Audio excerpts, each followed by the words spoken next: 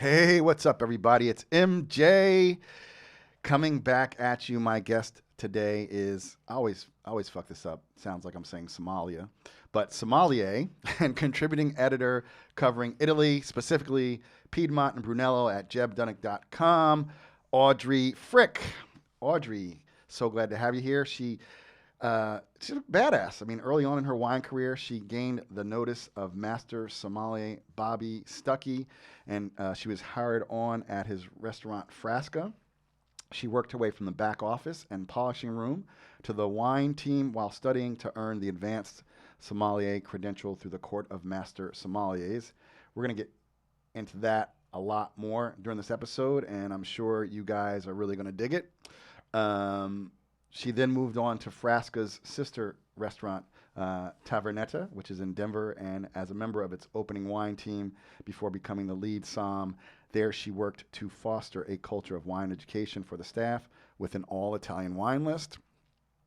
Her goal as contributing editor at jebdunnick.com is to navigate the oft confusing nature of Italian wine law, history, and regionality to help inform the reader on what to drink, when to drink it, and what to have on the table alongside it. Okay, so Audrey, welcome to the show. We're going to warm up. I'm going to ask you some personal questions, followed by Proust questionnaire, which we more commonly know as the questions at the end of the Actors Studio with James Lipton. And I'll change my voice like this. And eventually, by season 15, I will have a very perfect James Lipton voice. Anyway, so look, this is just answer quickly. First thing comes to your head, rapid fire. Ready? I love it. Okay. What's your favorite book? That would have to be the Wine Atlas. Oh, wow. Good answer. I refer to it every single day. Okay. Very cool. What's your favorite movie? Right now, Pushing Tin. It's an old one. Oh, yeah. Okay, yeah. Oldie but goodie. That's a Costner golf player, right? Something like that? It's, I believe, John Cusack, and I've been thinking about it a lot Oh, lately. Pushing Tin. That's It's Cusack like- and Billy Bob. Yeah. Yeah. They're air traffic controllers. Good Yeah. flick. Yes. Very cool. Why are you thinking about that one lately? Just thinking about and reminiscing about restaurant days and trying to draw some parallels. Gotcha. All right. Who is your favorite musical artist? Oh, wow. I have to say Lil Wayne. Wow. Wow, that's a first.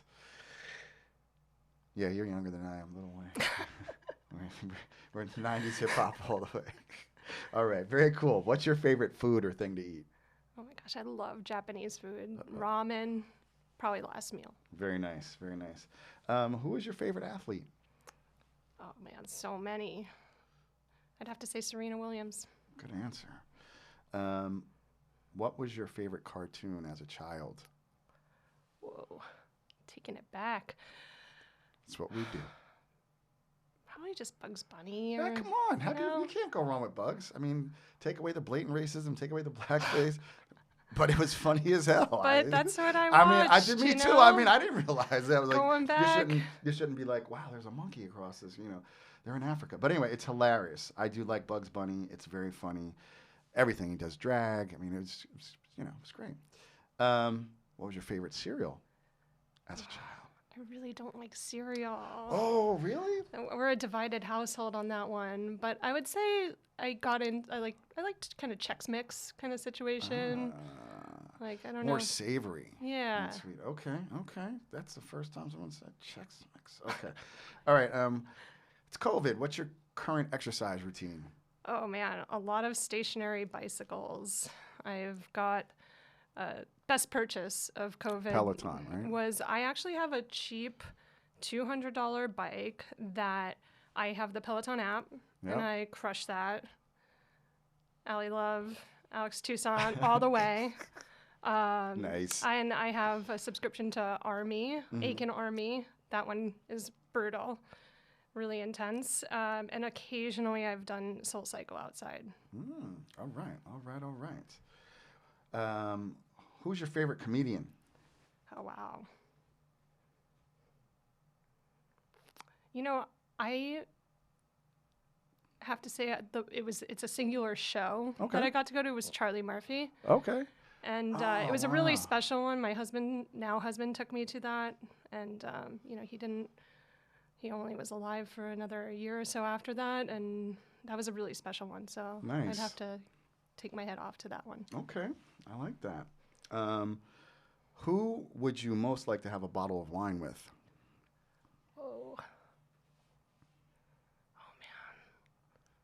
I think I have to say like LeBron. Okay. Okay. A lot of people, if you're in the wine business, like I want to have a bottle of LeBron so I can make him a customer. No. No, I'm just kidding. No, Yeah. He's a very fascinating guy. That's a good answer. I love it. If you ever have a chance, he did a little like 5-minute Apple. I forget it's the greatness code or something, Okay. and he talks about becoming a master sommelier. Like when he's in the zone, Mm-hmm. and that's what he's like. That's how he likens it to. So I think it would be really cool to I talk to like him. that. See, you learn so much on the Black Wine Guy Experience, guys. You didn't know that about Bronny. No one knew about him. Thank you. All right. So now we're going to move into James Lipton's famous questions from inside the actor's studio. Audrey, I want you to say the first thing that comes to your head. What is your favorite word? Wow. Gluttony. Oh, nice. What is your least favorite word? Hate. What turns you on? Joy. Energy. Nice. What turns you off? Oh, so much these days, man. Wow. Yeah. A lack of wanting to learn. I don't know if that's not a one word. Yeah, but I know what you mean. I mean, closed-mindedness. yeah. But yeah, we get the gist. Yeah. We feel you. We feel you here on the Black Wine Guy Experience. What sound or noise do you love? Did I repeat? Oh, no, okay. I haven't had anything to drink yet. Oh. That's easy. The French horn. Oh, wow. Wow. We get some really cool people on the show. What sound or noise do you hate? Balloons. Like squeaking on balloons. I can't. All right. What's your favorite curse word? Fuck. And it's so good. It's everything: adjective, noun, verb, active, passive. It's a dangling participle. I don't even Can make a whole paragraph out of it. Yeah. Okay. What profession other than your own would you like to attempt? Ooh. Maybe a surgeon. Wow. That is a good answer. Wow. Okay. I'm blown away. I'm like, okay, man, I'm in over my head again. Here with this smart people. I don't know how to get them to come on the show. Are you kidding? I'm on MJ's show right now. Are you kidding? This is my first podcast ever. This is amazing. Right on. Oh my God. We're so excited for that. Thank you for being here. What profession would you not like to do? Ooh. Anything political. Good answer and understandable on January 14th, 2020. Do not want to hold public office.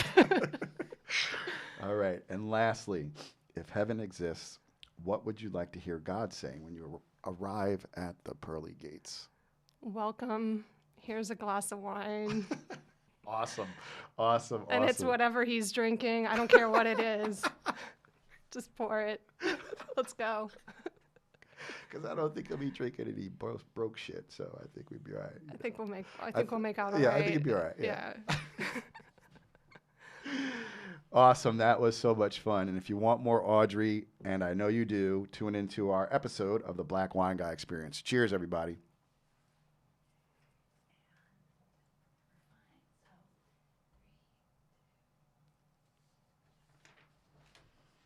Hey, what's up, everybody? It's MJ. Welcome to the Black Wine Guy Experience. My guest today is sommelier and contributing editor covering the wines of Italy, specifically Piedmont and Brunello, to start at jebdunnick.com. Welcome, Audrey Frick. Audrey began her career in wine after gaining the notice of Master Sommelier Bobby Stuckey. She was hired at his restaurant Frasca. She worked her way from the back office and polishing room to the wine team while studying to earn her Advanced Sommelier credential through the Court of Master Sommeliers. Yes, that Court of Master Sommeliers, and we'll get into that during this episode. And you're not going to want to miss it, I'm sure. She then moved on to Frasca's sister restaurant, Tavernetta, which is in Denver. She was a member of its opening wine team before becoming the lead somm. There, she worked to foster a culture of wine education for the staff with an all-Italian wine list. Her goal as contributing editor at Jeb Dunnick is to navigate the oft-confusing nature of Italian wine law, history, and regionality to help inform the readers on what to drink, when to drink it, and what to have on the table alongside it. Welcome, Audrey. Is there anything else you would like to add? Wow, no, thank you so much for having me. I can't believe I'm here. This is amazing. That's awesome. Well, Audrey and I connected through Instagram. As this podcast is good and bad. I think it's going to have a lot of people on Instagram say I should start a podcast, but which could not be which good for you. You should do that. But I've been very fortunate. I don't know, the DMs work, and then Audrey, graciously came on board. She's thanking me. I mean, I read her bio. You guys know, so we're just honored to have you here. Tell us about the wine we're going to be drinking tonight. Yeah, so this is Padaletti. Claudia Susanna Padaletti is the head of the estate here. This is her Brunello from 2015, so Brunello di Montalcino, based just right outside Montalcino proper, to the north and east, and all organically farmed, about only 4 hectares of land. So these are wines that I loved pouring at Tavernetta, especially, and they're just solid, honest, pure expressions of Sangiovese that I thought for some real talk with MJ would be great. Awesome. I'm excited. I need to have more Italian wines in my repertoire. So this is really cool for me. So thank you. We do some research. You have a really cool kind of like journey into the world of wine. I believe you grew up in New York City, and then you went to study music in Denver at the University of Colorado. Tell me about growing up in New York City. Yeah, New York is a wild place. You definitely grow up fast whatever part of town you're in, no question. I fell in love with the French horn in middle school and kind of quickly, obsessively went after it, and found myself in like the conservatory world very quickly. It's such a vibrant place to be in the world, and it's really unreplicable. And so I was going to LaGuardia High School, which is for music and art. It's the Fame School, if you've ever seen that movie. Oh yeah, it's like remember my name, Fame. Yeah, it's pretty intense, but did the whole like Manus pre-college and then New York Youth Symphony. So every day, every minute of my life was pretty much around the horn. But I loved eating out.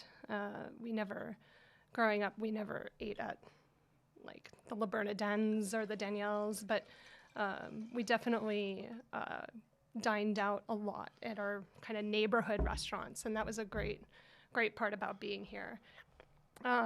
You definitely get into a lot of trouble. I am not immune to that. I definitely, my first wine experience was like Manischewitz, like sitting on the steps outside Hunter High School. Manischewitz. Concord grape. Yeah, that Upper East Side teenage life. That was, so we were only going to go uphill from there. And just was going to school, went to Manus College of Music for most of my undergraduate degree.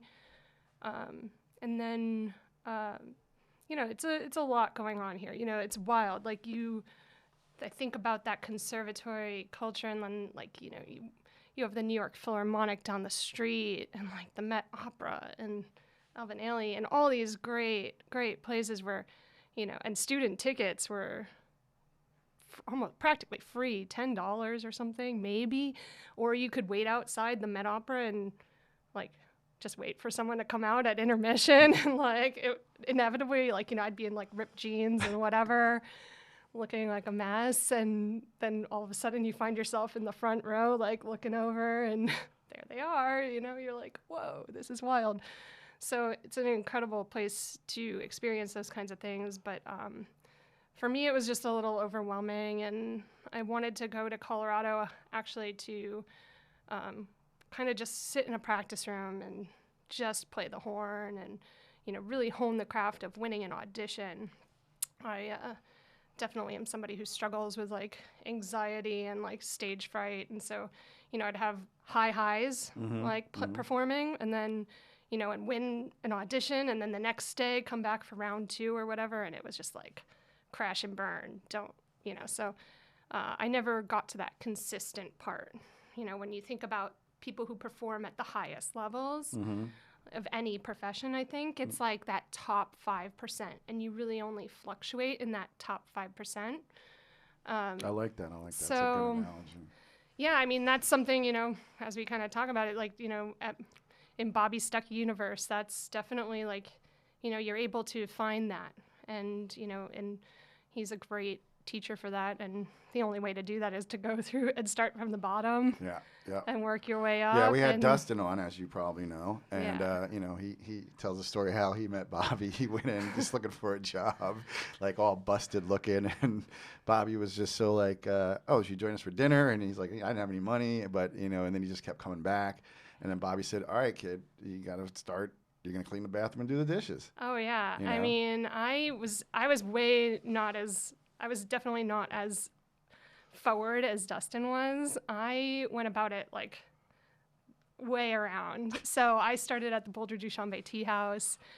There were a whole bunch of teas, maybe 10 wines. Nobody knew anything about them. And I was like, well, I'm going to learn about these 10 wines. Let me pause you for a second. So you went out there. Were you enrolled in a school out there? So you were at the University of Colorado. Okay. Mm-hmm.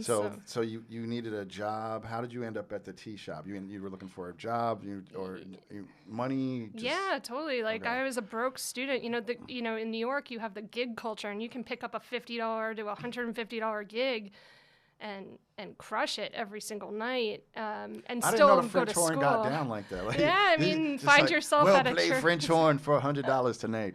That's so cool. Yeah, but it's such a town where there up until this pandemic, just live music. There's all so many genres, and I mean, wow, shit, you could have put some French horn on a hip hop track. I mean, but yeah, you can always pick. I could see that. So that was way cooler than the Korean churches in Long Island.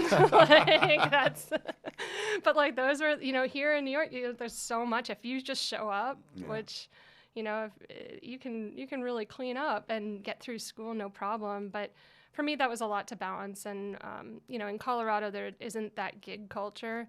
And so I was kind of working on my master's degree, and just was I need to check myself here, I'm a, grown adult, can't be keeping on like this. So yeah, it was a necessity, but it was ultimately, I fell in love with it right away, and was, again, completely obsessed, picking up shifts, just...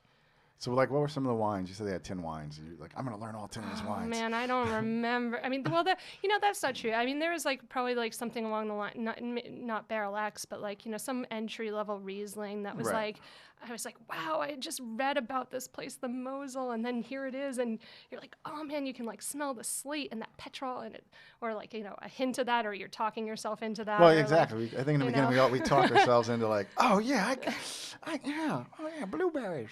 Yeah, and so I kind of outgrew the tea house, and my husband, taught me how to open a bottle of wine there, with a waiter's key. He saw me struggling, he was like, "Here, let me help you out." I bet that was he did not know what he was getting himself into I was there. like, But listen, I think that was a play on his part, and it worked because you guys are married. But like, he knew what he was getting into. yeah, so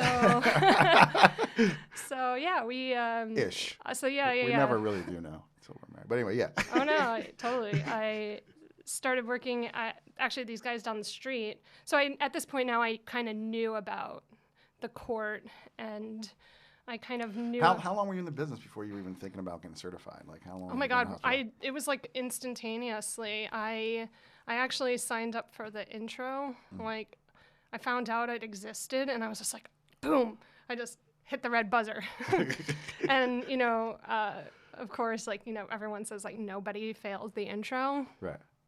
I failed the intro. No shame. Like, yeah, there's no shame in your game. But I failed that thing, and I was like, damn, I'm going back, and I'm gonna freaking crush that thing. Right. So you didn't go. That's it. It's over. No. I can't work in wine. What was I thinking? No, that was like the worst. It was the best and the worst thing because I was just like hooked. I was like, I've got to do this. And so I just signed right back up for the intro. And then I actually flew home here to New York to take it. And then Laura Manek, she's married now and has another owner of Cork Buzz. I apologize, yeah. I mean, I don't know her name, I apologize that I it's okay. That's my producer's supposed to be looking this up on her phone. And owner of Cork no Buzz. worries, but she's incredible, and she was like, after the exam, she came up and she was like, are you taking the certified tomorrow? And I was like, no. She's like, well, you should really think about taking it soon. So of course I like walk out the door and I'm like, let's go. So signed up for the next one. She has a new last name is the only thing, so I just feel bad. But anyway, we did our best. We love you. Audrey loves you. I'll do a shout out at the end. Do a shout out. You can come on the show. And so signed up for the certified, and that's the only test I didn't fail. So I went right back at it, and then it was on to the advanced. And at that time, I was too nervous to apply at Frasca. And these guys down the street from... Wait, pause. So you're doing all this working at the tea shop? Yeah. Well, that's not true. So I passed my certified while I was at Oak at 14th. Okay. So... But still, I mean, this is like, if I'm hearing this timeline correct, it's like, boom, I get a job at a tea shop. Boom, I tasted the wine. Boom, I want to learn about wine. Boom, I'm in the test. Boom. Kind of, is that... Yeah. Like the dominoes just started falling? Yeah. Okay. I don't take many things you don't too bullshit. lightly. You're not bullshit. So, I was too afraid to, I was like, I can never work at Frasca. They'll never hire me. I don't have enough experience. And if I only knew what I knew then, but, things work out the way they should, I think. So these guys were opening a restaurant called Oak at 14th, which had suffered a massive fire, and they were closed for 9 months. And so I was hired on as the reopening team for that, and Brian Dayton and Steve Redzikowski. Heard those names. Yeah, they're great people. Brian he was the bar manager for a long time at Frasca before me, so I was just like, wow, they worked at Frasca, and that's where they met. That's the coolest thing ever. I'm gonna go work for them. Right. So I was like blown away when they hired me. I was like, what? Like Greg Van Wagner he was the bar manager at the time, and he was in my interview, and I was just like, wow, like I fooled them. Oh my God, that's so funny. That's what I said when I graduated law school. I was like, you gave me the degree. Gotcha. There's this interesting thing there's this huge like Somm culture out like in the Denver area. Like, I don't know if Dustin might have spoke to it a little bit, but might have been listening to like Levy Opens Wine. There's this incredible like. I guess a lot of Somms like to ski or something, and they go out to Denver and like because I heard there's like a lot of mentorship, like people willing to help. Did you experience that? Did you? Yeah, I mean you are in this bubble, like you're especially in Boulder, or if you're up in Aspen, and Aspen's a totally different beast because like those places they're seasonal, so like the Little Now and all that, they close down for months at a time. So like they can those guys get a lot of free time to study and hang out. Like Frasca's another animal. Like it's year round. But at the same time, you know, those people come down and like, you know, Jay Fletcher will just roll up and, you know, be popping some crazy old Bordeaux. Like just like, and you're like, where did you come from? Like just, and granted, that's in large part, I believe, due to the culture that Bobby and Carlin Carr created.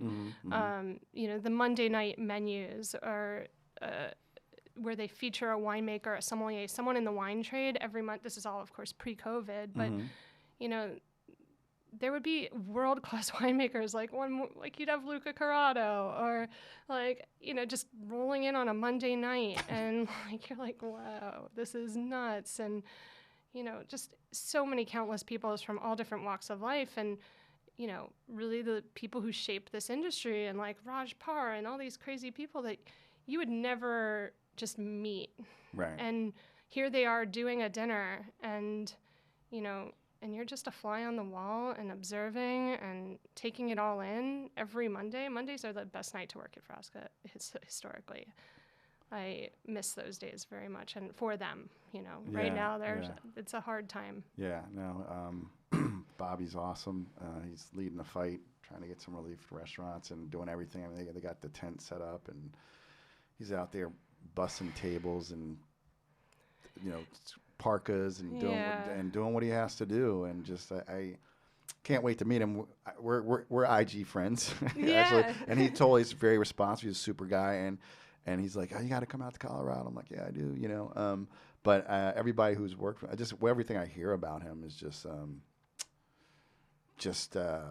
really giving. Like he exudes hospitality, just even beyond the customer. Like he extends that hospitality. He creates a culture, like you said, like a true culture of hospitality. Yeah, I mean, the switch never goes off, right? Like you can't just walk in and then, you know, toss off your coat and be an asshole to everyone before you walk in and then all of a sudden expect to like turn around to table 20 and be great. You know, you have to live that. Like they do at Sizzler? Yeah, I mean, you know, all of us have a sommelier or a server that like, you know, is talking to the table, schmoozing them up, and then turns around behind the POS and be like, this asshole, like, and you're like, whoa.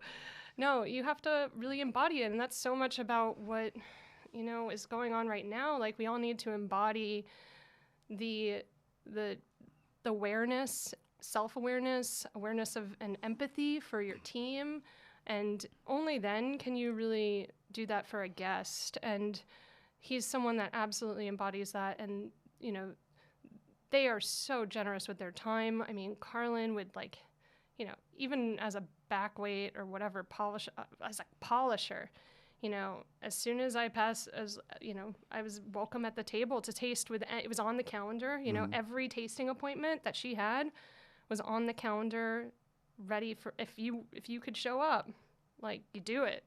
And, you know, and then to be able to have those conversations and, you know, it's really just, there's nothing like it. And so I can go on and on. Yeah, I was gonna say, so how did you get in the door there? You're working at 14th and Oak, or Oak and 14th? Yeah, Oak and 14th, Oak and 14th.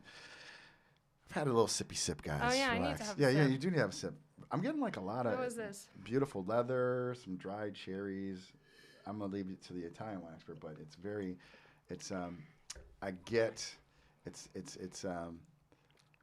you know, I have all levels of listeners, so, you know, so this is the same grape they make Chianti with, Sangiovese. For you guys who don't know, for you guys who know, like, duh, MJ. But anyway, for the two of you who didn't know that, that's okay, because we're here to serve you. But it has rusticity, but you know, my only place I lived, wine country, is California, so like I like a lot of that voluptuous fruit, but then I do like the secondary, and you know, it's got to be balanced. So this is just like a lot of dried red fruits right now.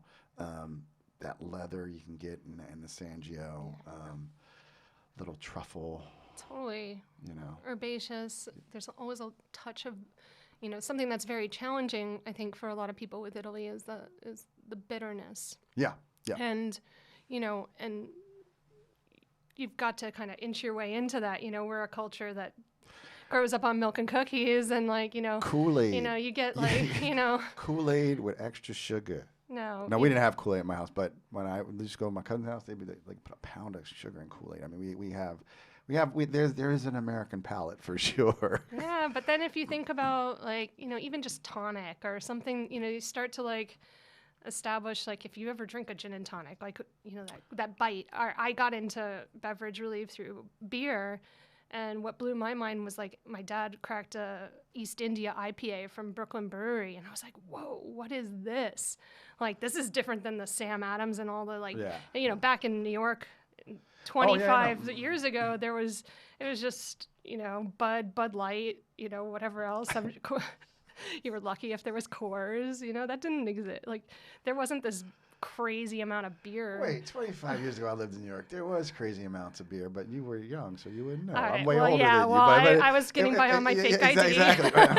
It was, it was, and that was I was into beer, craft beers before wine too. I think it's a natural progression for most people. It can be, unless you grow up in a family that has wine culture, which most people who end up working in hospitality didn't grow up in families that have wine culture. You know what I mean? Yeah. So, because if you had wine culture, you probably came from wealth, and and then you're out there talking to people like you and I in the restaurant. But so there is a segue. So very cool, very cool. So we were talking about you did the ultimate end around to get into Frasca. So how did that happen? How did you eventually get in the door? Oak was new, and Bobby, of course, wanted to come in and support Brian and Steve always, and so he and Danette, his wife, D-Bomb. Yeah, I know. I love their relationship. His wife's like a model. She's the most amazing, beautiful person. I adore Danette. She's and she always swoops in at these moments where she's just the mom you needed in that moment. You're and she's just there to it's just amazing. But she doesn't work the floor. She's every like the night model mom you always needed to. She's so calming, and she just has this air and this energy about her that's incredible, and it's just incredible.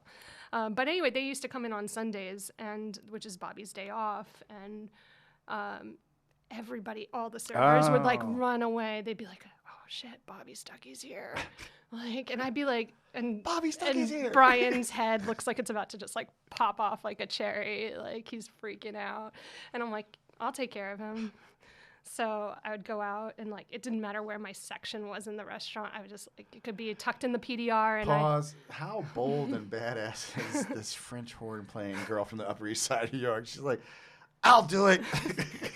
Yeah, that's dope. I was that's crazy. What's the worst that's gonna happen? I'm gonna learn something. Gosh, imagine that. Well, I mean, you could spill a bottle of wine over, you could not spill. But there's a lot of bad things that happen. But like you said, I like your attitude. You're gonna learn something. Yeah, you're gonna learn something. Dude, that's how cool was that? So every Sunday I could, or whenever they came in, I'd be out there. And they loved to sit outside, so. It was nice. I got to run all the way out, and it was awesome. And so got to know him a little bit that way, and kind of passed the certified, and then started. What year was that? 2012. So that's and when did the first Somm movie come out? 2011. When did the first movie come out? I don't know if it was out yet. Maybe it Maybe was. they're filming it? Maybe they filmed. I don't know. I don't recall it being out yet, but it was coming. I knew it was down the road. Okay. And actually, when I passed my certified, Dustin doesn't know this, but so I came out to New York again, and Brian and Dustin worked together at Frasca. Okay. And so I passed my certified, and Brian is he calls me up. He's like, "Go to EMP right now," and I'm like, "No, I'm too scared to go to EMP. I can't walk into EMP. What are you talking?" He's like, "Go. He's expecting you." And I was like, "Whoa, this is really intense. Okay, I can't let my boss down, right?" So I called my brother up, who actually was working or in the Credit Suisse building, or I don't know what he was doing there. He was making money. It's the Credit Suisse building. Well, my brother's he's in computer technology, and he's a hacker essentially. security situation. So you never really So know. he's like siphoning off like fractions of a penny. Your brother's got like $1 trillion in account. He's like Lex Luthor. It's like, I created this algorithm. They'll never know. I wouldn't be surprised. So I call him up and I'm like, That's yo, pure I need speculation, by the way. you. Yeah, definitely. That's just don't MJ being MJ on the show, guys. All right. Definitely don't come after my brother. Yeah. But I just called him. I was like, yo, I need you to come downstairs. Like, I can't do this alone. So, like, my brother comes over and we, like, walk into EMP and, like, we sit down in the bar area and, like, Dustin comes over and, like, pours me a glass of champagne. And I was just like, wow, this is so crazy. Like, holy shit. Like, you're that dude. And you worked with Bobby. But I didn't get into that. I just, like, sat there and I was like, Right. okay. I mean, that's all going on inside your head, right? Yeah. And self-talk's no. like, I'm the shit. I just walked in and this dude poured me champagne. I passed my test. What's up? Totally. Yeah. And, like, you know, like, little bites keep coming out. And we're just like, whoa, this is next level. So, yeah, I didn't see him again or meet him officially until like many years later then. But yeah, so passed my certified and then came back, and it was kind of becoming apparent that I was going down the wine path, if you will, at this point. Well, and it's funny you say that. I mean, you passed your certification and now you're going down the wine path, but yeah, well, I like the way you think. It's a long road, you know? Yeah. I mean, and, you know, so I was behind the bar at Oaks. I got some experience there, but Brian was and Steve, they were like, hey, you know, if this is what you want to do, you should go talk to Bobby. And so I remember this day, and like, I messaged Bobby. I think I sent him an email, and I was so thoughtful about like, and careful with my words, and I was just like very timid. And literally 2 seconds later, I send the email and my phone rings. And I'm like, what? Who is this guy? Like, and he's like, come on down. He's like probably eating staff meal or something. And he's like, just come on down tomorrow. You'll talk with Peter Hoagland. And so I'm like, wow, okay, great. So go down to Frasca the next day, or yeah, it was like 12 hours later. It felt like minutes, and sat down with Peter. And he's like, all right, so this is how this works here. You're going to start at the bottom. At that time, the bottom was the operator office. Like the promotion was to get into the polishing room. Like, I love an operation where you're certified. So I'm like, all right, you don't even get to polish our glasses. yeah, no, I had to answer the phones for Pizzeria and Frasca. It was great. I actually loved it. I called it my early retirement for a little bit. Little did I know, and boy, did I get it like kicked in. But like, you know, yeah, it's just, and he's just like, you know, this is the process here. And he was like, what do you want to do? And I was like, well, you know, and at that time I knew. I was like, I want to run a program. He's like, what's your 5-year goal? I was like, I want to run Who are these a wine fucking program. guys? Who are these fucking personal development wine guys? Like, I was like, well, I didn't really see a path, so I like started doing other stuff. Like that's so awesome to have just that clarity and people who want to know where you want to go and are going to give you a clear path and a process to get there. I mean, that's like, I'm thinking about how much I need to have Bobby on the show, because I'm really coming to understand like how much he's influenced wine culture, like behind, like, Yeah. like he's like, you know, I don't know, I'm trying to think of a proper sports analogy, but he's like the Godfather of wine. Like you know who he is, but like you don't know how far his tentacles are reaching out there and how he's influenced this game. So it's really dope. I mean, no one, I don't even think I've ever worked any place where like, what's your 5-year goal? And I worked like big corporations. I don't give a shit. Like, Yeah. you know. Well, it's super important, Worked right? for Wells Fargo Bank. They were like, whatever. They're I think we'll about hire it. somebody else if you quit. You know. Yeah, I think about it every day. Like, you know, I look around at the team that I'm with right now, and I'm like, what does that person really want to do? You know, and it's not my position there yet, but it is. You know, you have to embody those sort of things and take it on as your responsibility, and or look to be able to see the whole when you can take your shot that there it is. And so, you know, then they don't trust me. Like, it's not like a quick, easy path. Like, I was at Frasca Inc. for 6 years, and yeah, I was gonna ask that. So how long were you there? So you were there. So almost 7 years, 6.5 years. And then and you went over to Tavernetta. So excuse me, I was at Frasca for 4 years. Okay. And inside the whole group. Yeah. So you know, I got promoted to glass polisher. Yeah.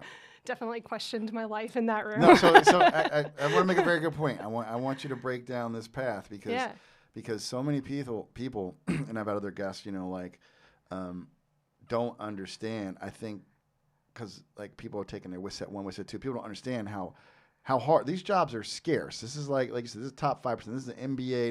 This is professional, highest level Michael Jordan of wine type shit, and your path after being certified. Yeah, I mean, I was by the CMS, which we're going to get into later, yeah. which up until a while ago was the preeminent in this game. You're already first self-certification, and they're like, you don't even get to polish the glass. So break down the path it took you. Yeah. So polishing room. Yep. Right. And we have Bobby has a 90-day rule, just so you know, like not necessarily 90 days till you get promoted to the next thing, but like 90 days for you to feel comfortable and good in another position. And in that 90 days, both you as the person going through those 90 days and the employers and everyone around needs to be aware of this person is going through a new uncharted territory. Mm-hmm. And so you have to be empathetic to that, right? So this 90-day rule, okay? So 90 days, like I've had a lot of them. So got promoted to the glass polish room, then back waiter, and boy, that's where you start to see, like, at that time it was Rose Voda was the head, like, captain, if you will. She's now the general manager. And, I think about pushing tin because, man, she ran that ship. And you could you could see it, like, just the directional awareness. And, we talk about, there's so many analogies and metaphors.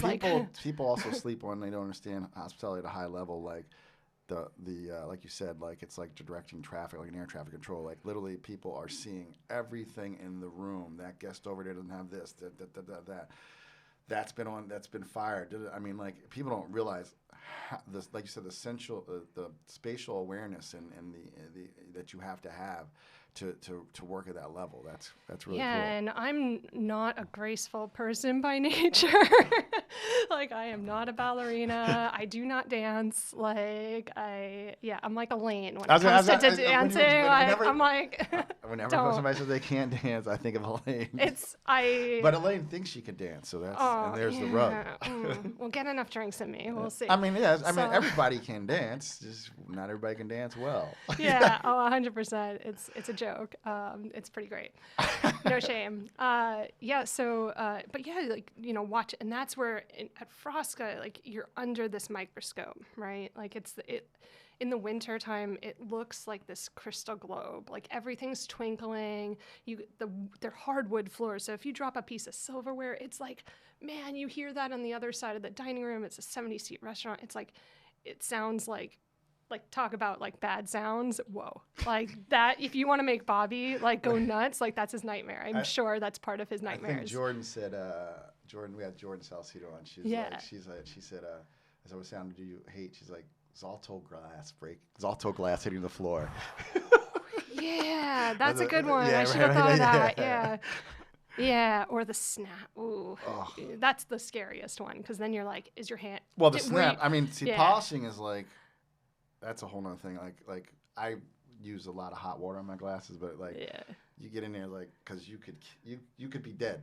You could just take out a vein, like that shit breaks. Oh yeah, how many bartenders' hands have you seen and they have those stories and they're like I'm like, oh, our Lord Savior Jesus Christ. No, I was polishing wine glasses. I impaled myself, I was like, but yeah, so that's got to be gnarly. But anyway, so. But yeah, so sorry. No, it's okay. We riff here. Yeah, totally. It's jazz. Yeah. I'm like trying to get the French horn out of you. Like, oh my gosh. That'd have been dope if she brought it. Oh man, you don't. Yeah. So that's a sport unto itself, man. Like that's not a forgiving instrument, but yeah, like Frasca, like everything you do is under this microscope. So man, when you get promoted to like back waiter and you have these veteran pros like looking at you, man, is it stressful? Like, whoa. So yeah, my 90 days were probably more like 120 in that position. And then, got to be a captain or a server. And at this point I had already taken the advanced now, I think twice and failed.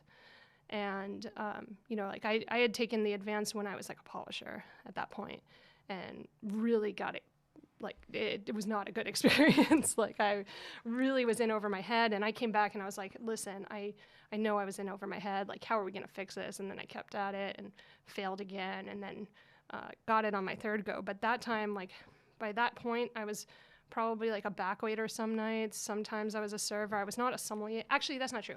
I would have sommelier shifts, but it was like once every 2 weeks. If I got a shift once every 2 weeks as a sommelier at Frasca, that was like, whoa, you've made it. Yeah. Like, holy shit. Like Matt Mather, like that dude, like what a monster, by the way. Like, but you know, to live in that shadow is like very intense. So, yeah, so past the advanced, and then I would get like, when Matt or Carlin were on vacation, like if I got like 3 shifts in a week, that was like a big moment. And so then there was this restaurant, Tavernetta, that we were going to open, and I was going to go down there to open that, and I was going to be the lead sommelier.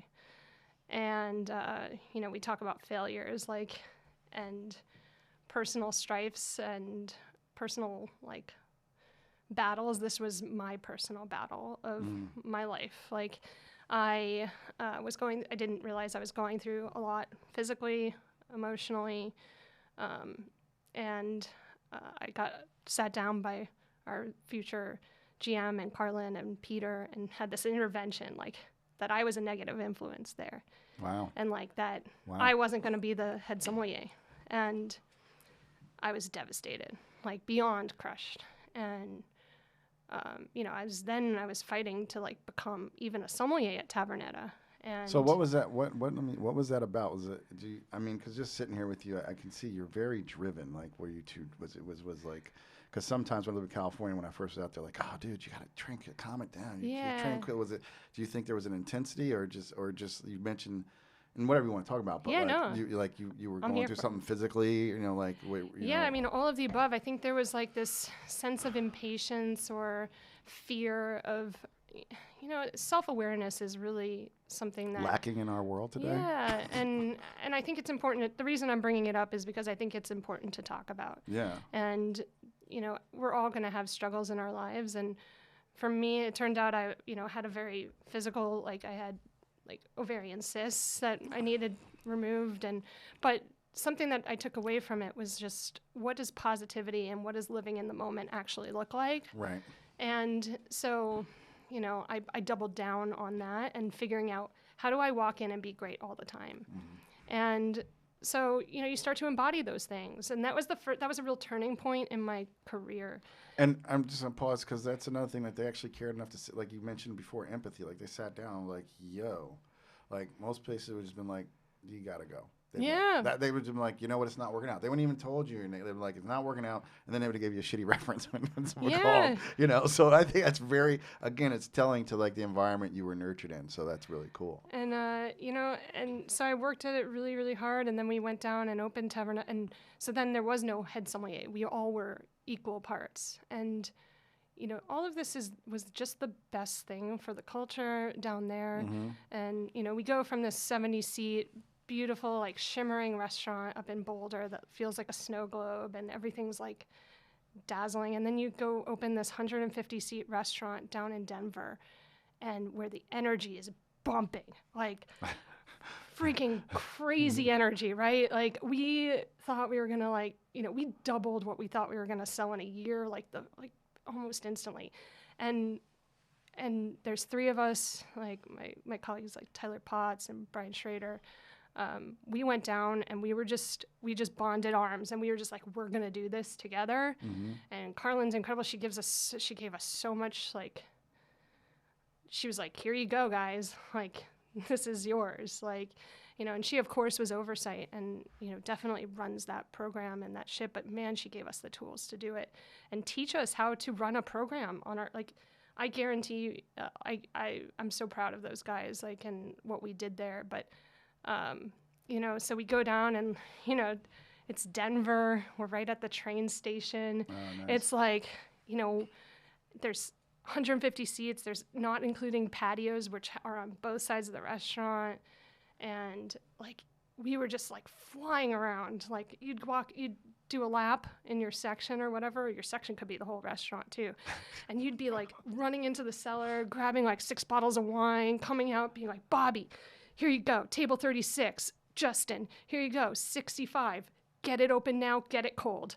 Like, you know, the edible just kicked in on bar 5. Like, you're gonna have to put that fire out. Like, you know, and then that's so funny because it was on the back of my head was like, when was it legalized in Colorado, and where you working in a restaurant and seeing that? Like, oh yeah, yeah, that's the first.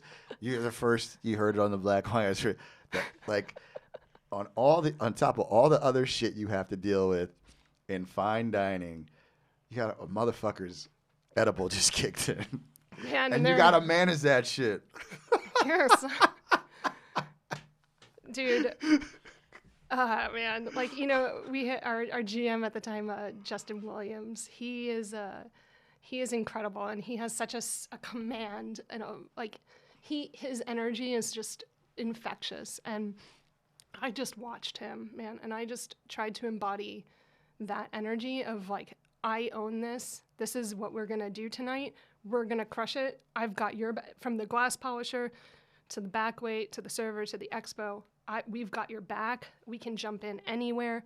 All of us are, you know, that's the thing is like when you're a sommelier in that world, you need to be the best back weight. You need to be the best server. You need to be the best glass polisher. You need to be, you know. How does this episode turn into an homage to Bobby Stuckey? But sorry, no, it's not. No, but no, but again, like if you follow him on Instagram, like what he says is, I'm going to bust tables tonight. He fucking runs this restaurant group, and his attitude is, I'm going to bust tables tonight. So it just, I mean, I see the influence he had on you. So crazy shit going on in Colorado. People are dropping, eating gummies and whatever, and high octane, and, you know. So obviously you were seriously shaped by your time in Colorado, but you came back to New York City in like 2019, right? Yeah, I came right at the end of 19. I flew in and hit the ground and went to go work La Fête de Champagne. So that was a hell of a way to kick off my time coming back home. Okay. And I have to be honest, like I moved here to open a restaurant with Dustin Wilson. Yeah, I was going to ask you. Yeah. So perfect. See, great segue. I have the best guess. Yeah. So, and I know, you know, it's a project, it's a working project. So like, it's like a movie, like you can't really say certain things about it, but like, how did you, so I know you and Dustin have met when you EMP, he poured you a glass, but how did this evolve to where you moving back to New York to do a project with him? Yeah, so I mean, like I said, my goal had always been to run a program. Like I said that, and I think it got me through a lot of those hard times when you're like having self-doubt. Whoa, like you have to have that goal in mind. And so I think Viktor Frankl said, he who has a why can endure any, you know. Yeah. So like because you had a very specific destination, like, but this is on the path. Like otherwise, if you don't have that, you know, you end up with a podcast like me. You know, it's a great podcast. Thank you. Thank you. Wasn't doing that for a plug, but like I love these stories of how people you had a very clear, and that's what got you through. Because it's no joke. Like I already know what we're gonna name this episode. Like, it's no joke. And where you came out of, like classical music, like people are like, that's competitive shit. That's competitive shit, right? You know what I mean? Like, and so I can see how that translates. So, sorry to cut you off, but so you would always wanted to run a program, and then. Yeah, so I took a trip back to visit my dad, and it became apparent that, you know, I don't take a lot of vacations. I don't see my family. Yeah. And I would go years at a time without coming back and seeing them. And that's always something that's been really important to me. And, you know, you don't know how much time you have in this world, and let alone anything else. And it was kind of at that point where I knew I had to make a move, and I came back the next day, and out of pre-service, I told Bobby that, you know, I need to make the move. And And he was like, all right. He's like, this is going to be great. We're going to get you something great. And he was like, we won't settle for anything less. And I was like, he is just, he's my person, So, and, I had always had this vision of my passing the MS there. Mm-hmm. Really, that was a part of my DNA and what I thought I needed to accomplish in order to get that position. And here I was. Oh my goodness, thank you. I should be pouring for you. I've done this before. I mean, I don't have any fancy initials behind You're my crushing. name. Oh gosh. I didn't even spill. Like, you guys, dope. I'm proud of myself. You did great. Oh my gosh, yeah. Get it. Get in Get here, after girl. it. Yeah, girl, you want some of this? Yeah. Yeah. All right. So, so I he was like, we're gonna find you something great, and a couple, and there was no hurry. It wasn't like I was out the door putting in my notice. Right. It was a long process, and like, he came back from Le Palais and said, I think I've got something for you, and had a couple options, and then I was putting I had to put my resume together, and gosh, that was like the worst experience. And Carlin was just like there, and I was like, hey Carlin, can you look over my resume? And my resume said like Tavernetta, sommelier, and it was like mine said McDonald's. Yeah. No, I didn't work at McDonald's, but yeah, but it's that's funny. Yeah, like you're like, shit, I gotta put together my resume. What should I put on it? Yeah, I mean, I knew, but like, But when you're in it, you don't know. Actually, yeah, you don't. That's part. You don't. When you're in it, you don't really know. And it goes back to like being able to pan out and see where you're actually at in this moment in this world. And she goes, Audrey, like, you're not the sommelier. You're the head sommelier. Put it the fuck on there. And I was like, wow. Well, like I probably cried a little in that moment, not gonna lie, but it sounds campy, but I didn't realize it at the time, but I had embodied that, whether I knew it or not, and it was like the first time I realized that like you don't need the title to do something great, and like to really to be a leader, and it doesn't mean.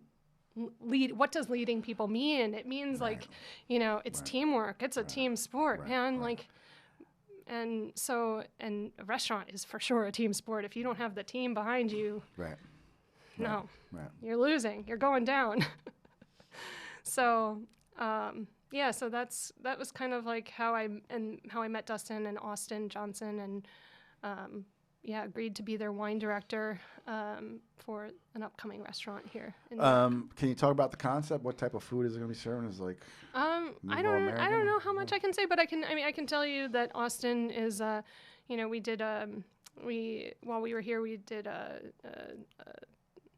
were kind of contracted in for the Bergdorf Goodman bar, the Goodman's bar, and so he comes from Frenchie in Paris and London. Yeah. And I believe that Dustin and him met at EMP and then Nomad, and then he was at Nomad. Yeah, I think Dustin actually mentioned that. So obviously, COVID has probably. I mean, has it affected your timeline? What did it affect the timeline? Yeah, well, we honestly got very lucky. Like when I moved here, Dustin was like, you could get a sommelier gig if you want in the meantime, And I was like, no, I'd rather just help out at Verve, like just kind of get to know you, get to know the teams here, and kind of lay low. I don't want to impose on anyone coming in for an undisclosed period of time, and I don't really believe in that, So best decision I ever made. So I've been on the floor at Verve for the past year and change. We thought it was going to be a few weeks.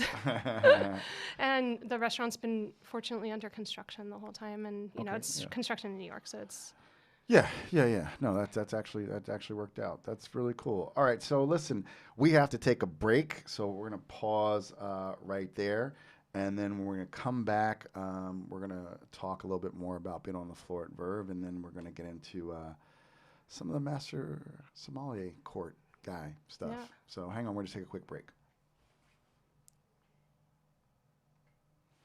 Okay, we are back. So yeah, for you, it sounds like where we left off that the timing actually worked out because it was construction and it is construction New York, which anytime you're doing construction, because my grandfather was a contractor, like there's always delays, can only imagine New York, and then you got a pandemic, and then things are shutting down. So you've been on the floor at Verve. Is that the first time you ever worked retail?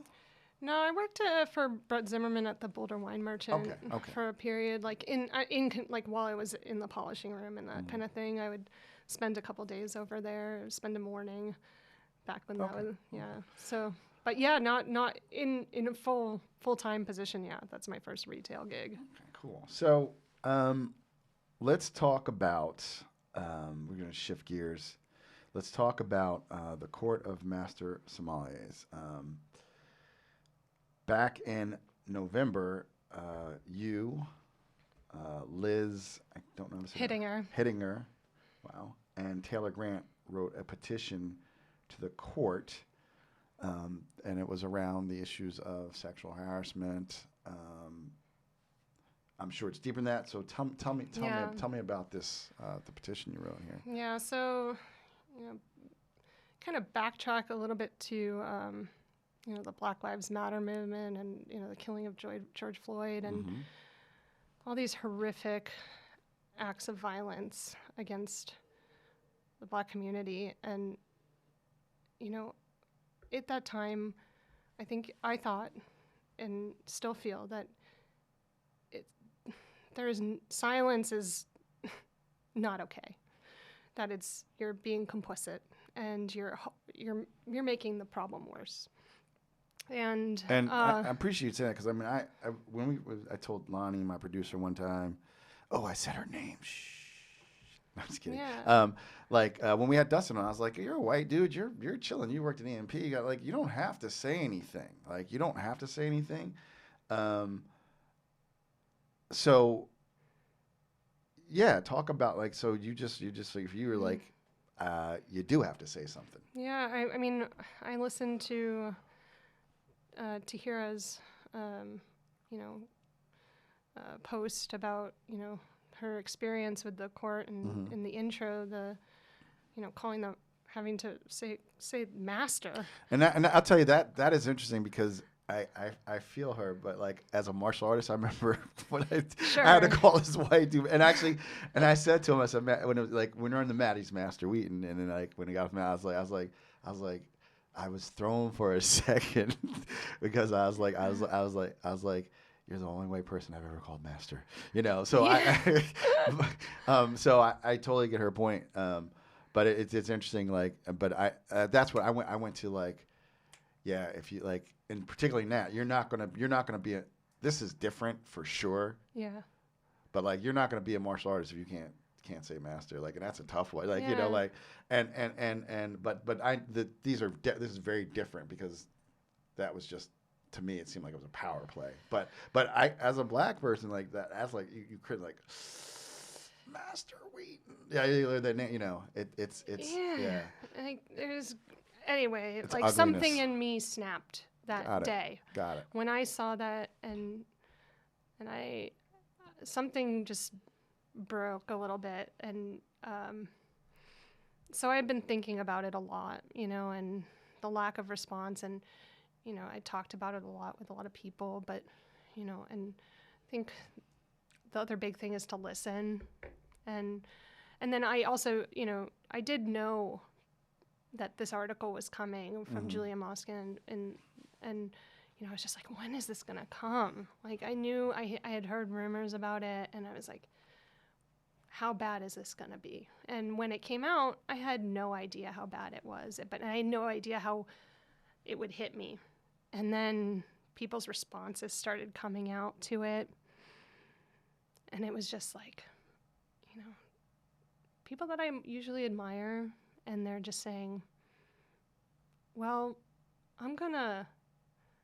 this is awful.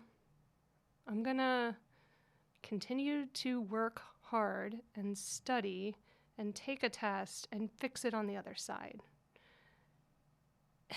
And it just is I can't do this. And, I had many conversations with Dustin and some other people about like, just, do I continue with this? We make you get this far, man. Like, I've taken every test for 10 years, man, that I was able to sit for. The only one that I was able to sit for that I didn't was because of my surgery. And like, it's a long time. You sacrifice a lot in that time. You watch your life go by, and it's like, and then for what, right? So we got on the phone, like, after Julia's article came on. Like, I got on Liz and Taylor are my study partners, and we were, we put everything into that. We were studying really hard. We thought our test was going to be back in July. It got bumped to December. We were like full bore. We've got to pass this thing. And I was just like, look, a friend of mine, said, well, what do you want? And I got on the phone with them, and I just said, like, I think we should say something. And it doesn't, what that means. And then, I think we should create a petition. And so we started a group doc and just started typing things out. And, something that was really important to me was that any one of the three things should have been enough, right? For the board to step down, for there to be real change. And, I wanted it to be, I hope it comes across in the petition that it's open for the people who want to burn it down, right? They've obviously alienated tremendous amounts of communities. Like, forget about the Black Lives Matter movement. Like, think about how many people don't feel welcome in that circle. Mm-hmm. Like, that's long rooted. That's not just, you didn't say Black Lives Matter. That's like, there's a cycle here, and that's the community that they've built, this boys club. Yeah, that's the culture. Right, that's the culture. And so, and then with the cheating scandal that happened a couple years before, and like, and I can't imagine the pain that those people who actually did pass that thing legitimately must feel. And is it really that hard to get, this is 2020, 2021, you can look and see who that email went to. Like, look, if you could break into yeah, man, the capital of the United States and steal mail off the desk of walk in the Confederate flag. You could figure out who fucking cheated on the test. That's all I'm saying. Yeah, and give some sense of peace to those who didn't. Those people had to walk around being accused of cheating, and still probably have to deal with that. I can't even imagine the trauma, and the fact that so many of them actually have gone back, and even to have one of them go back and take it again, and pass it again. Like, I just can't imagine what that's like. And so we're seeing, like, there's a cycle, there's a culture of inside of the organization that what we say goes. Like, that's just it. This is who we are. This is what we do. Was that like kind of like what you saw or felt, or? Yeah, I think that's 100% like what. If it's not everyone's intention, then they got to speak up. Right. And now's the time. If there's not a time now, then like you really let that ship sail. And so, and then, to read about, the abuse and the assault, and I get it, like, people's lives are on the line, and like people could go to jail over things, but man, you got to have a better response than like whatever they put out. So, yeah, I don't remember. It was like so weak. It was like so weak. And then it's like you backpedal, and it's like, okay. So that being said, matter of fact, I'm sorry, my producer went in on someone. I'm not going to alienate this company, but she went in on them for their response to it. Yeah. Like, shall remain nameless, but you know who you are. Yeah, just like. And I think you're making good points, because like it's like people like I'm black. No one wants to hear what I have to say about racism. Like, to be honest, most people it's not my fucking problem, right? Like, so people, like, we need people like you are like, this is not, I can't be quiet. Like it's not my fucking problem. I don't know. Yeah. I live with it and deal with it, and I operate in this world, and people like, and I don't talk about that because that's just my reality. So I've figured out strategies. Like, this is the reality of the world, right? You know what I mean? But I think it's really admirable, like that, that you took these stands and like, and then it's just unconscionable. I almost fucking soapbox. Unconscionable, Yeah. like that much abuse could go on, you know, like, like I had a mother, I had a sister, I have daughters, you know. Just the I mean, absolute. like and it's just so interesting. I think because it's just like you you you have and this is a total guy perspective, but you have guys who really don't have any game, so they get in a position where now you become a rock star because you're at a certain level. Like you're a pro, you're like a rock star, and Yeah. then you go abuse that power. You know what I mean? It's just Well, and that's another big point is like, you know, I have a lot of admiration and respect for some of the people who did step away. I don't have a blanket statement to say sure, like it's a cowardly move. yeah, But there is a sentiment of like, you did benefit from this success. And, there are other ways. I hope people come away from this all knowing. And what I think I've come away from this knowing was whether or not I test, I don't need that to solidify my career anymore in a Right. way that the way I thought, which is, maybe I had an unhealthy relationship with how I tested anyway. And it took me this X amount of years longer than it should have to figure that out. But, you know, But that's systemic in our culture, though. Even like with, I mean, we just have this culture where we get pieces of paper and to validate ourselves because, yeah. and what it does is it puts money in people's pockets. To be honest, you know what I mean? I mean, like, I have a law degree that I didn't use because I felt like I was coming out of undergrad. Not everybody I knew was, I went to state school, but I hung out with kids who went to like Ivy Leagues and little Ivies and stuff like that. I'm like, I'm at least as smart as they are, so I need to keep going. Like we get. That's a very. It's an easy trap to fall into in this, like you get this because we think, and particularly for people of color, it's been like you get this piece of paper and then doors are going to open for you, and not necessarily, right? So, and it's interesting to hear the same, like if you're in this business, you feel like you need to be. Then that's when I first came on Instagram, like with my wine moniker, Black Wine Guy. I was like, what is it? Like I'd been gone, kind of not in it, like. And I'm like, what is all this? What's that one? What's that two? Like everybody's just like throwing their piece of paper around, right? And like that's great. You want to study and everything, but the the real study is Mondays going Mondays and meeting winemakers. The real study is going to these tastings and getting to taste these amazing verticals of wine.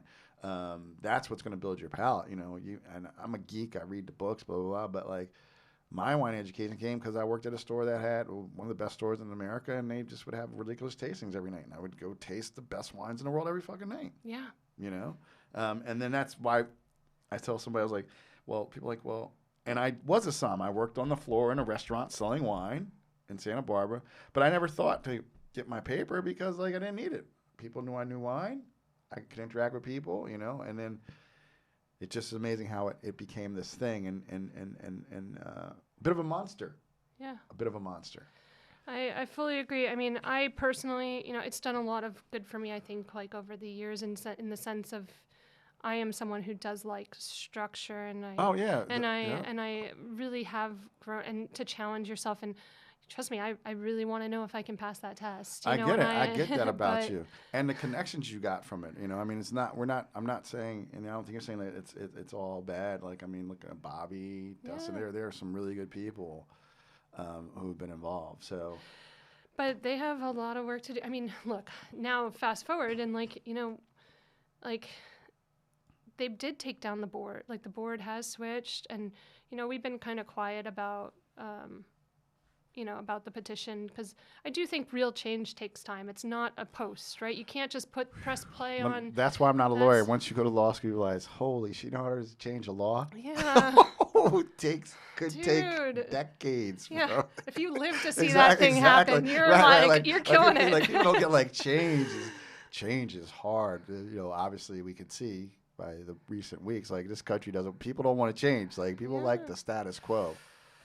It's so scary, isn't it? Yeah. But I hope, and there's a listening session next week with the women, the female Master Sommeliers, which is open to the public, and people can sign up and ask questions live. So I'm cautiously optimistic as to what that will bear. But again, it's like the hospitality switch. You can't just turn it on and off. It has to be on all the time, and you have to be so self-aware. And it just killed me when this all was going down. It's like, for the board's resistance, initially it was like, we're hospitality professionals, right? Like, it's not about us. It is about the guests. Now, I do think there's an addendum there. Right. Like once that line is crossed in the sand, like we do not tolerate sexism, racism, yada, yada, yada. Like the guest can be wrong, no question. But, I think, I really thought the board was not going to step down. I thought they couldn't see past that it wasn't about themselves. They had been so resistant to it before that. And, so that's a positive step in the right direction. And, I think there's some really wonderful people on that board that I'm very close with that I really hope will continue that. But again, it's going to take so long, and I'm not going to make a decision on it, but, today or tomorrow, it's going to be a process. I hope down the line that whatever comes of this is that the wine, and also, it's not just the CMS. This is happening all over this industry and every other industry.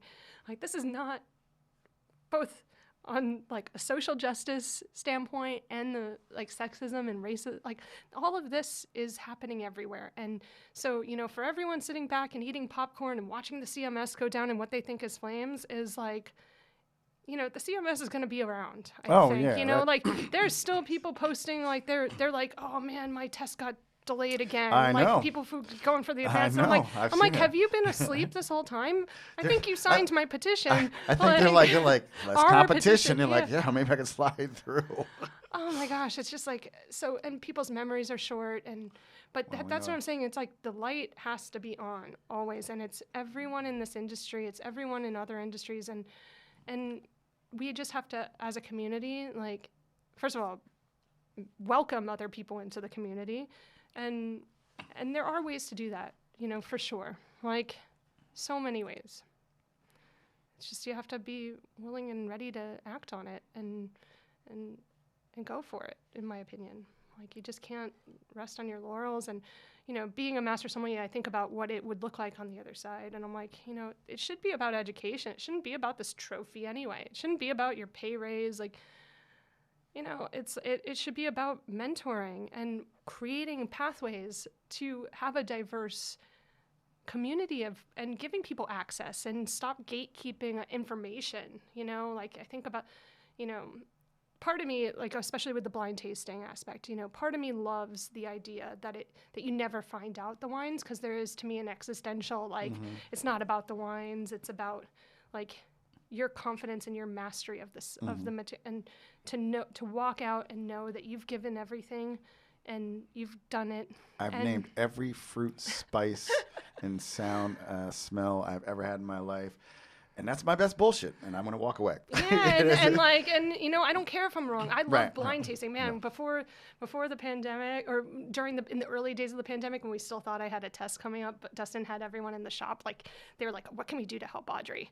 And this guy, Matt Lynn, he's a great kid in the shop. He's like, he's not a kid, he's an adult, but like, he was obsessed with giving me 30-second blinds. He's like, great. So I'd be like, we'd be like basically doing Amazon fulfillment, and he'd be like, here you go. But anyway, like, but now there's a breach of trust, right? And so I do think that moving forward, whatever happens, like, that trust is not going to be built overnight. And so I think if there needs to be transparency on the blind tasting or on that it has to happen. It's going to take, a lot of people's trust that can't be rebuilt. The pain cannot be healed. Right. There is so much pain and so much anger, and I'm glad they're calling it a listening session, because they need to shut the fuck up and listen. And I hope people ask really great pointed questions. I know I'll be there. Nice. So I'm going to ask you a pointed question, because we were talking earlier about, so you had this all Italian wine list when you were back out in Denver. And like, what the fuck? What did Jeb Dunnett call you? Like, yo, like how like he, he had his thing, the Roan Report, and then he went to work for Parker, and he was like, kind of like, fuck this, I like the singular voice, but now he's bringing on staff. Like, you're that badass with the Italian wines. Like, how did this come about? I mean, you are. I'm drinking this shit right now. I mean, there's no doubt. First off, let me pour you some more wine. But don't say anything till you get back to the microphone. Perfect. Thank you so much. All right, there you go. Yeah, so I've known Jeb for a long time. He came into Frasca on the regular, and one day he needed a sommelier or two, and to pour some wines for an importer tasting that he was doing. And it was like a lot of wine. It was like 250 wines or something. Yeah, I see it. I'm like, those are real pictures when he has all those fucking. That's real. Yeah, it's ludicrous. So he needed someone to open the wines, check for soundness, and keep him on track while, you've got an importer sitting across the table or a producer. And so Natalie Johnson, who owns Anton's here in the city, in the village, and I jumped at it. Like, we were like, hell yeah, we're on it. And every chance we got, we would take a day off or like switch a schedule around and make it happen. And so, yeah, she moved out here and opened Anton's, and I just kept going with it as much as I could. And I remember we were at the Flagstaff house, and we were drinking some sick wine. But go fucking figure, man. Yeah. So and the woman we were with, it was another importer tasting. She's like, Jeb, you should have her as your Italy writer. And I was like, that's freaking hysterical. That is a joke. Like, I barely can write, I barely wrote book reports as a kid. Like, I was like French horn all the way, don't know how to write. So, moved out here, hadn't, I've kept in touch with him, but nothing like, right. Oh yeah, we're going to do something down the road. And then literally I put out the petition, and like the next day, he probably didn't even read the petition. Frankly, he just was like, hey, I need a Italy writer, wink, wink, nudge, nudge. And I was like, oh, that's funny. I was like, that's cool. That's cute. Okay. I love that. She's like, that's cute, Jeb. You're funny. And I was like, maybe you should find someone qualified. Good talk. Good talk. And, I let a couple weeks go by, honestly, and I mentioned it to my friend Courtney, and she was like, Audrey, that's a really big deal.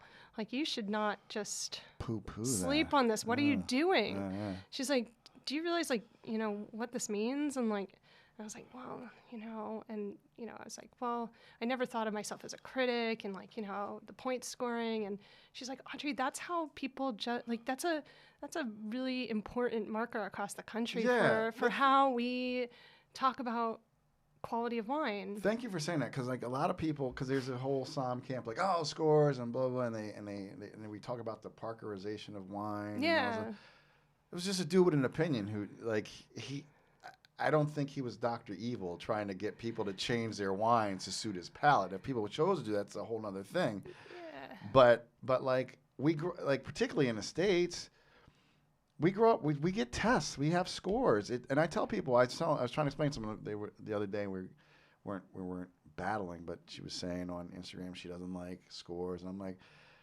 one of my big things is wine intelligent. I read all the trades, I see the scores, and then I get the wine and I taste it for myself. Yeah. Right? But if I'm looking for certain things, there are probably millions of wines in the world. Yeah. Right? It gives you like you said, guideposts, markers upon which you can begin to do your research, actually. Yeah, baseline of quality. There you go. Baseline of quality. And the more I thought about it, and I'm glad you brought up Parker. I was having a great conversation with someone last week about, people didn't love Parker because of the score. Yes, that's a product of it, but they loved it because he had a compelling writing style. Exactly. And that's what people were drawn to. Right. And, it's easy to kind of blow that off, but, I hope that, yes, there needs to be my voice, but I hope that you know, I'm going to drink more Italian wine all now. of I'm that- like, oh, shit. Yeah, but Audrey said this is the bomb. well, like, let's say, you know, that's the beautiful part from working at Tavernetti. You know, it's all Italian wine list. Dude, we had people from coming out. It was like basic. There's an element of Denver that's very similar to Dallas, like very steakhouse. Like it's 98 degrees outside, and they want their Napa Cab, like 16% alcohol, and great. Like fuck yeah, we're gonna sell you some like Dal Forno on this 98-degree day if you want it. You know, like Del Dotto Cabernet. I'll warm it Those up. Del Dotto wines were always big. But the point is, it's not about me, Right. right? It's about the guest. It's like, Right. you know, what's worse than the sommelier that only wants to sell and put up what they love at that moment? The one about Rocky and Bullwinkle had the vineyard, and Rocky pulled out the vines with his teeth, and then they brought in Woody Woodpecker as a vineyard manager, and that's why you need to drink this wine, because it's earthy and tastes like wood, because Woody Woodpecker punched the holes down in the rocks. I mean, like the stories, I love stories. That's a beautiful thing, but like some of these people go so far out there with the story, and like, I don't want their fucking story, man. Just, can I have my Silver Oak, bro? Yeah. And I'm not a Silver Oak guy, but you know, there's some people just like, I just want my silky cigar box, you know, black elderberry fucking Cabernet from Alexander Valley. And hell freaking yeah, if you love that, like, I'm here to support that. Like, you know, in some way, shape, or form, you know, and it's not going to be, you know, is it going to be a wine that I stand behind and, you know, has a baseline of quality? 100%. We always back that. But like, you know, I hope, you know, and, you know, there's more information sometimes in what people don't like about a wine, you know. 100, because most people don't know what they like, don't know what they do like in a wine. Yeah. I mean, that's just so in much life. harder. People don't know what they want. If you ask them what they want, they can tell you, well, I don't want this. Like, seriously, try that as a social experiment. Like, well, what do you want? Well, I know I don't want this, and I know I don't want that. And like, that's the way we think. Most people can't say, I like this, I like this. So you're right. You ask the question, like, okay, all right. So I know they tell you something. You're like, okay, that wine's out because that's got a mean streak of tar in it, or you know what I mean? Like, you know immediately, or you know, I assume you know immediately because you're a wine badass, where to take the people. You know what I'm saying?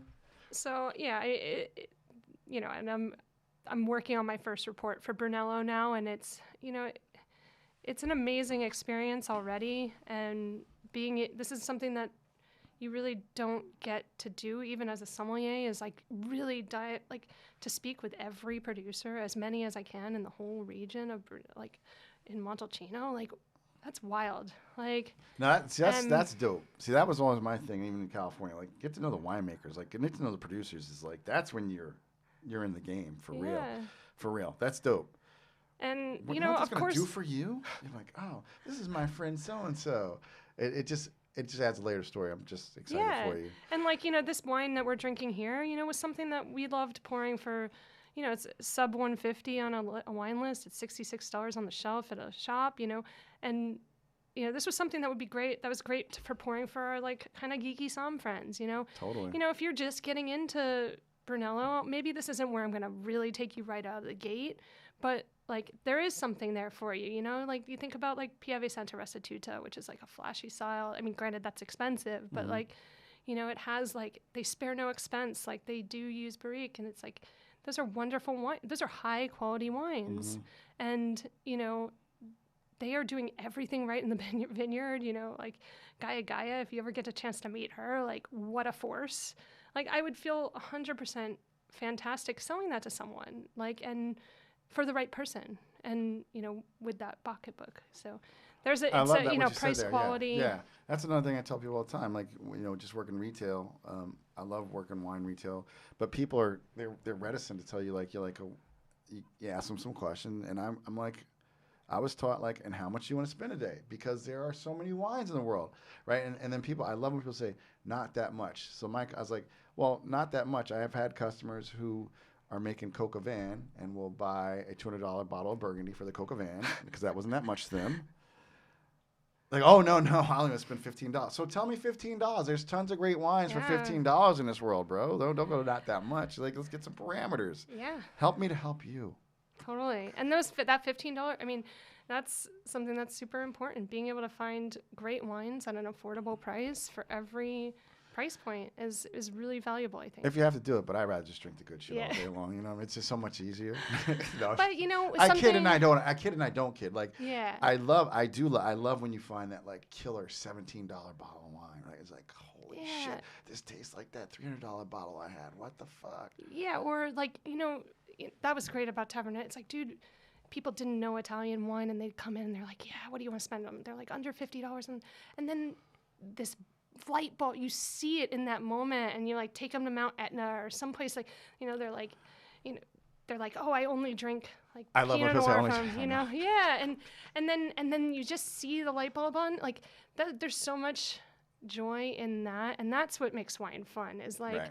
you know, and sure, like, you know, you turn around and you sell like some Conterno, that's cool. Like, No, but like what it's you're those, saying, it's when someone goes, "Oh my God, that bottle of wine was so amazing. I didn't expect it." That's what always lights me up as a wine person. Yeah. Like I didn't drink that, and I didn't know at first. I didn't trust you, but oh my God, what do you got? And then you own them. You Yeah, know. they're Then it's just- like, what Audrey, what should we drink tonight? or they're like, they come in, they're like, where's that girl? Yeah, exactly. They're like, that's my person. Right. You know, and the same That- works that's at the my high thing. end too. It's like there was a guy, he helped us with wine. They didn't want to say black. That's why I'm the black wine guy. There was a guy, you know, glasses. I think he was from the East Coast. He was really nice. Like, yeah. So that's so funny. But yeah, then you're like, I only want, like, and then people like only want you. Yeah. Like I'm not buying wine from anybody but Audrey.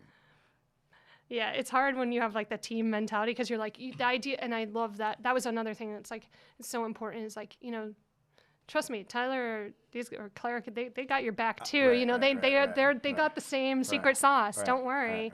right. Like, but yeah, how cool is it? Like when, you know, you get these big business dudes coming into the boardroom, and like they have this hard exterior at first, and then all of a sudden, like, you know, they're really hesitant. They don't want to trust you, and then you just pierce right through that, and then they're just like the biggest teddy bear. They come back next time, they're like, I don't even want to see a list, just like, that girl's gonna find me what I want, it's gonna be great.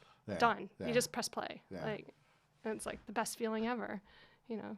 It's like the coolest thing. But yeah, I mean, with Jeb, he's somebody I've admired for a tremendous period of time, and I can't believe I've been given this opportunity. I hope that I think my style won't be overly verbose.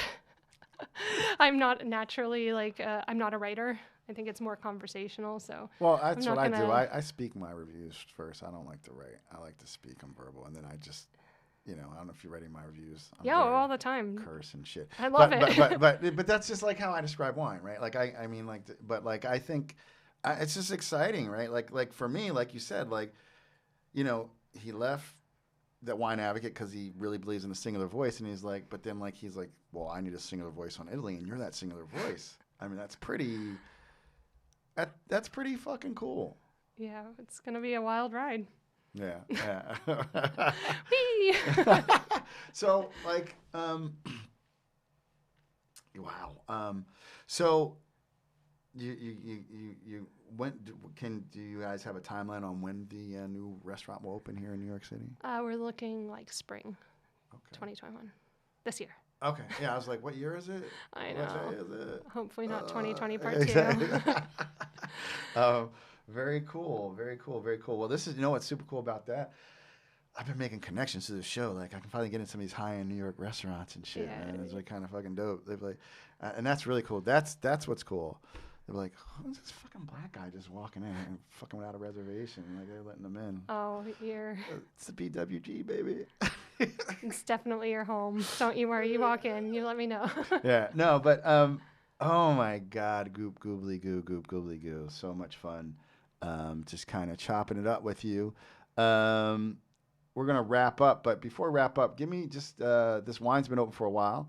I'm gonna push you here as the coverer of Italy for jebdunnick.com, and give us some of your succinct notes. You know, you're not gonna be verbose. Yeah, no, it's very cherry pithy, and has everything that I love in Sangiovese. It has that Mediterranean herbaceousness to it.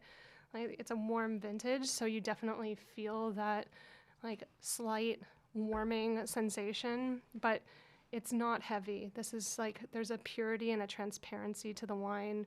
It doesn't have, where we talk about a lot of like bitter things. This isn't on the bitter No, spectrum. no. This is definitely, it does have those savory, tomato leafy notes, but there is a baked fruit quality to the wine that's, I think, really elegant, and there's a polished tannin where it doesn't feel like it's ripping your gums off here. So I think it's great with its food, great on its own. It's delicious on its own. Like I said when we first opened, it's just very beautiful. It's light, but gives substantial amounts of flavor. Yeah. I'm just super psyched to have had the opportunity to enjoy this with you. Thank you so much for coming on. Audrey, tell people where they can find you and how they can be a part of what you're doing. So my Instagram is Audrey_Frick. And you'll find me on Peloton at Aud Frick. I love that. Wine and wellness. Yes, let's get on a ride. Yeah. I think, like I said, I'm a big fan of Alex and Allie on there, no doubt. And you'll JebDunnock.com. JebDunnock.com. Thank you so much. First report should be out in mid-February, hopefully, depending on. We had to deal with the holiday season and, getting introduced to the consortium and all that. So we're going to hopefully have that out mid-February. Got it. Awesome. Oh, my God. So much freaking fun. Thank you for bringing so much passion, empathy, and insight. Off the charts. Really appreciate you being here. Everybody, it's your boy MJ. Until the next time, cheers to the Mavericks, philosophers, deep thinkers, and of course, all you wine drinkers. It's the Black Wine Guy Experience. I'll talk to you next time. Peace. That's fine. He's going to tell. We can clean this up. Yeah. Thank you so much. Super sign. I don't like talking about myself. I know, but you were great. Oh, thank you so much. Oh my God. No, thank you. Thank you Cheers. for sharing. Yeah, cheers. This is How's that Beyond Desante opening? I know, I'm about to. Yeah, you should revisit. I know, I'm revisit. I know. Wow. Another time I want to hear all about your time at Acker. Sure. That's fucking. Oh my God, I wish I. Capon that's coming out. I can't wait. When is that happening? I just started listening. We still don't want to drop it. Yeah. Yeah. I wasn't here. It's the only one I haven't been here for, but I am. And I told her, I was like, you have to go. I mean, what wines did you drink? Ridiculous. We drank 90s. We drank 90 Drouin, Montrachet, and 90 Chave. Shit. Yeah. Yeah. But no. But give me another report. I'll get all those back vintages. Yeah. No, I worked. I only worked there for a year. That's all you need, Acker. It's a fucking tough place to work. It's a wild situation. When I got here, I was like, Dustin, can we go to a freaking auction sometime? Have you been to one? No, I mean, and then COVID happened, God. and it was like, fucking ridiculous. Yeah, good, yeah. Wow, yeah, it's it's not fucking. Did you get some of I this? did. Okay, good, yeah. Help yourself, please. Thank you so much. I mean, Acker was great. I wouldn't be here but for Acker. Literally, I would work in a retail store 12 hours a day, and then, or 10 to 12, and then go upstairs and pour for the wine workshop. And they were doing, every fucking crazy tasting. I worked there in 97 to 98. They'd have Chateau Latour back to 1928, Port back to 1898. It's fucking nuts. Fucking California. I had Screaming Eagle. I had been in wine for 3 months. I had fucking 94, 95 Screaming Eagle. They did, Turley was Turley vertical, 94, 95 Turleys. It was Oregon Pinot Noir. It was DRC fucking tasting. What's DRC? Domaine Romany Conti. Oh, it's the girl. Holy Grail. I've only had it a couple times, and one of them was like I got the dregs, and I was just like, yeah. He was saying his dad used to give it away. Well, you couldn't give that shit away. I mean, like in the 70s. Yeah, In the 70s. He also had a different. He had a slightly different upbringing. Yeah, but I guess Well, I mean, let's say, but John, yeah, he came to the totally. store, but like I said, like his grandfather had to, it was I'm gonna buy the store, and this is my Yeah. sticking my whole family's fortune. It worked out, and they sold liquor. It was Michael. It was his It was dad. more liquor It was his oriented, I think, dad for a who. minute. Schnapps, he said. Yeah, schnapps, For a yeah, minute. yeah, Like, yeah. it's fascinating. Oh my gosh. Like, the history of what was popular, like, after Prohibition, Prohibition, yeah. and it's just, Yeah. his dad brought it back to wine. Yeah, Anyways, yeah, it's, yeah. you're going to love this Yeah. episode. Oh my It's gosh, like I a can't wait. history Yeah, episode. yeah. And you're hearing it from, I mean, he's only in his 50s. You're Yeah. hearing it from. Yeah, he's 50 years old. Yeah. Oh my gosh. But no, Acker was great. I mean, it's like I worked at Acker with a guy who went to collegiate with John, you know, and Yeah. but then